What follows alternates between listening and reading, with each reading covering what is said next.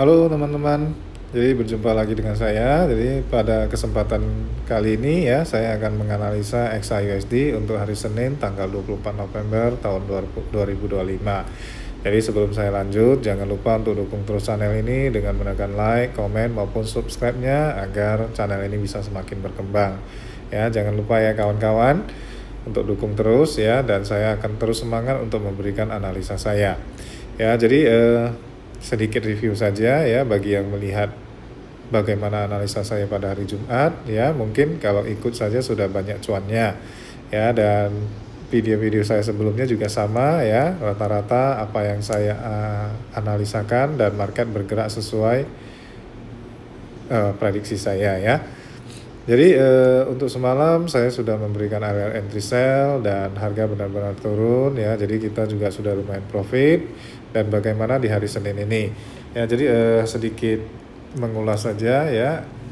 Rencana sell kedua kemarin kita dapat juga ya, sell di 4053 ya. Di sini ada yang ambil dari 4051 ya, dan sudah profit ratusan pips. Di sini juga ya 4070 sudah ratusan pips juga. Ini yang pertama yang saya berikan area entry-nya. Jadi ya, untuk lakukan sell di 78 sampai 84, harga bergerak masuk di 80 ya, dan langsung turun. Oke, jadi untuk hari Senin ini bagaimana ya? Jadi kalau kita lihat semalam itu ada berita ya, ada pidato dari The Fed dan juga ada news mengenai PMI ya.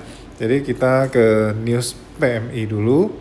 Ya, di sini kalau kita lihat terjadi yang merah ini berarti tidak baik untuk dolar ya, ataupun menguntungkan untuk gold itu. Jadi kalau kita lihat kalender ekonomi, nggak usah susah-susah, nggak usah bingung-bingung ya. Di sini saya sampaikan juga ya untuk pemula atau yang lainnya bagaimana cara melihat kalender ekonomi dan bagaimana cara untuk trading di news ya. Jadi ketika banyak news seperti ini dan jamnya, kalau jamnya bersamaan, lebih baik kita tidak usah trading, karena kalau hasilnya satu bagus, satu jelek, itu akan sangat membingungkan kita. Tapi kalau dia cuma satu, misalkan di jam 7 cuma ada satu news, kemudian di jam 9 cuma ada satu, jadi ketika news ini muncul dan merah ya, otomatis kita langsung tinggal buy saja ya. Cuman kita mau lihat news itu pengaruhnya ke gold bagaimana. Kalau untuk PM ini kan lumayan berpengaruh ya, CPI juga lumayan berpengaruh, dan yang paling kencang itu adalah NFP ya. Jadi untuk trading di news biasanya saya akan menunggu hasil rilisnya ya. Kalau di sini 2145, maka ketika jamnya sudah menunjukkan 2145, maka ini hasilnya sudah akan langsung keluar ya. Tapi biasanya market akan bergerak dulu, cuman kita nggak akan ketinggalan ya, kita nggak akan ketinggalan momen. Oke, saya lanjut saja. Jadi di sini untuk PMI, untuk segi manufaktur terjadi penurunan ya, meskipun hasilnya masih cukup oke, masih di atas 50, berarti masih kuat dari segi manufaktur ya. Namun kalau kita bandingkan dengan bulan sebelumnya terjadi penurunan ya, maka dia merah ataupun di bawah prediksi ya. Dan meskipun ini turun sedikit ya, di sektor jasa, kalau kita lihat di sektor jasa dia malah naik ya. Sebelumnya 54,8, diprediksikan 54,6, dan hasilnya adalah 55. Jadi ini menunjukkan hasil yang seimbang ya, hasil yang seimbang di mana ini turun sedikit dan ini juga naik sedikit ya. Dan yang ini ekspektasi ini tidak terlalu berpengaruh ya menurut saya ya. Jadi yang paling penting yang dua data ini ya, PMI, manufaktur, dan pula jasa. Oke, kalau untuk news kemarin tidak terlalu tidak terlalu membuat market ini terlalu bergerak ya. Cuman yang perlu kita tahu adalah apa yang disampaikan di pidato ya, apa yang disampaikan oleh pidato dari The Fed ini ya. Jadi kalau saya cermati, ada beberapa poin yang saya tangkap,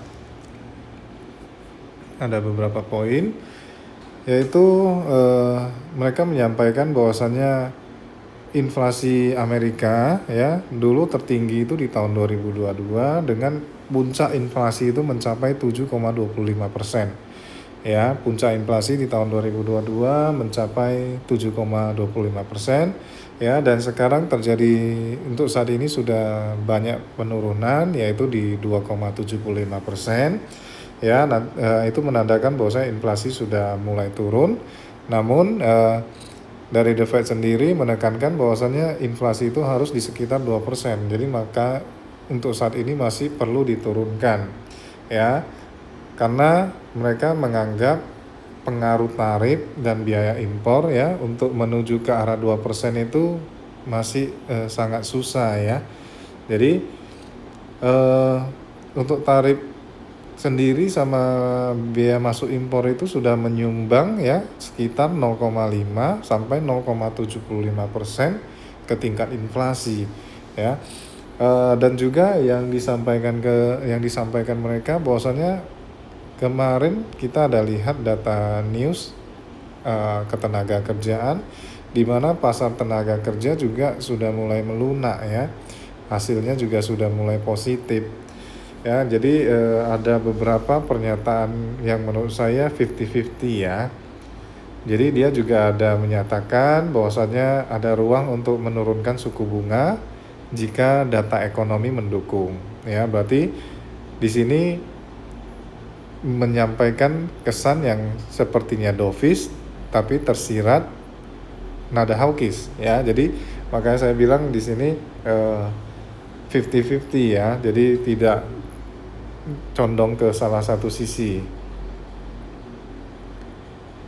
Jadi kesimpulannya kalau saya lihat ya bahwasannya yang saya tangkap ya kesimpulannya bahwasannya untuk inflasi sendiri belum sepenuhnya terkendali di 2% ya, dan tenaga kerja juga belum menunjukkan ada kerusakan besar ya. Jadi sehingga kebijakan penurunan suku bunga ini mereka tidak akan terburu-buru, atau dengan kata lain mereka akan tunggu dan lihat perkembangan dari data-data ekonomi untuk saat ini ya.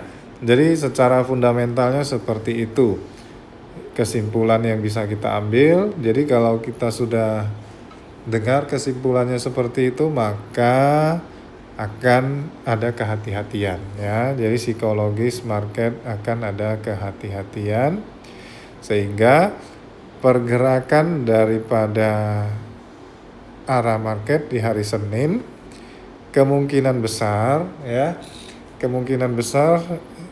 akan turun dulu sedikit baru kembali naik ya, dan market akan membuat range yang masih berjalan di tempat karena belum adanya kepastian ya. Di sini dari pidato The Fed dan juga data PMI yang disampaikan kemarin belum adanya suatu kepastian yang condong arahnya mau kemana ya. Ini harga bisa naik, kenapa ya? Karena mungkin dari ekspektasi mereka tersebut, dan ketika sudah disadari ya kembali lagi ya. Jadi kita lihat ya, kalau untuk hari Senin saya rasa market mungkin akan sedikit koreksi lagi ya. Untuk pembukaannya mungkin akan sedikit koreksi lagi ya, mungkin di sini sebelum naik lagi dan membuat penurunan lagi. Jadi arah market akan bergerak masih sideways ya, masih membuat arah yang sama, naik turun di hari Senin ini ya. Karena memang belum adanya suatu kepastian ya. Dari nadanya juga tidak condong ke hawkish maupun dovish. Dari data PMI yang dikeluarkan juga masih cenderung netral ya. Jadi market akan bertahan di area yang sama menurut saya pada hari Senin seperti itu. Namun nanti di hari Senin saya akan membuat video kembali dan juga melihat perkembangan data terkini ya di hari Sabtu dan Minggu ini, apakah ada perkembangan berita-berita yang lain sehingga lebih condong ke salah satu sisi. Nanti akan saya update pada video hari Senin ya. Untuk kali ini market akan bergerak seperti ini ya untuk prediksi saya pada hari Senin. Ya, memang pada dasarnya analisa saya ya, saya tidak lebih kepada teknikal ya, perlu ditekankan karena mungkin sangat berbeda dengan analisa orang-orang pada umumnya yang dimana mereka sering menggunakan beberapa teknik ya, bisa saja menggunakan smart money concept ataupun yang lain-lainnya ya, yang sering membahas tentang candle-candle ya, EVG, endorsement dan lain-lain ya. Saya lebih kepada fundamental sebagai fondasi supaya kita tahu arah market di mana, akan bergerak kemana, sehingga ketika kita sudah tahu arah market, maka kita tinggal menggunakan Fibonacci ya, dan juga beberapa tools yang lain ya seperti MACD, RSI maupun EMA ya, untuk menentukan kira-kira di mana sih ya untuk area entry yang potensial untuk kita melakukan entry ya. Jadi kira-kira seperti itu. Jadi mungkin itu saja yang bisa saya sampaikan ya. Kalau kita lihat hari ini ya, di sini ya, kalau kita lihat ya, turun dan hampir sudah menyentuh di 0,618 sini ya. Jadi ada kemungkinan harga akan turun kembali, mencoba di area sini ya, dan baru kemudian naik, atau akan mencari support sebelumnya untuk sebelum kemudian naik kembali ya. Cuman untuk area entry nanti di hari Senin baru akan saya bagikan ya, untuk melihat bagaimana pergerakan harganya, karena masih hari ini Sabtu, masih ada Minggu, jadi masih ada 2 hari yang bisa membuat pergerakan arah market berbeda. Jadi untuk analisa kali ini saya cuma akan memberikan bahwasanya pergerakan harga akan berada di range ataupun sideways ya, konsolidasi. Jadi cuma seperti itu.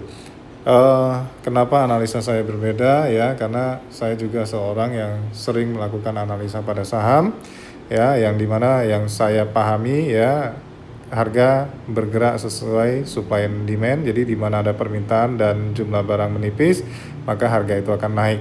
Jadi ketika teknikal ini memang juga akan membantu kita untuk menentukan bagaimana support dan resisten, dan juga menentukan bagaimana kapan kita akan masuk dan exit. Ya, jadi seperti itu. Jadi fundamental akan menentukan bahwasanya kapan kita akan mencari untuk buy dan sell. Karena ketika kita tahu sudah fundamentalnya bagaimana, kita akan tahu bahwasanya pergerakan harga saat ini, hari ini akan naik. Ya, jadi kita tinggal cari posisi entry untuk buy. Ya, jadi kalau hari ini kita prediksikan akan turun, maka kita tinggal cari posisi untuk sell. Jadi simpelnya seperti itu. Ya, boleh ditonton video saya pada sebelumnya bagaimana analisa saya dan bagaimana pergerakan market, apakah sesuai dengan analisa saya. Boleh dibuktikan sendiri, dinilai sendiri ya. Oke, untuk saya akhiri, sebelum saya akhiri ya, bagi yang berminat dan ingin bergabung di grup, silakan hubungi saya. Nanti nomor saya akan saya masukkan di deskripsi. Sekian, salam sejahtera untuk kita semua dan selamat pagi.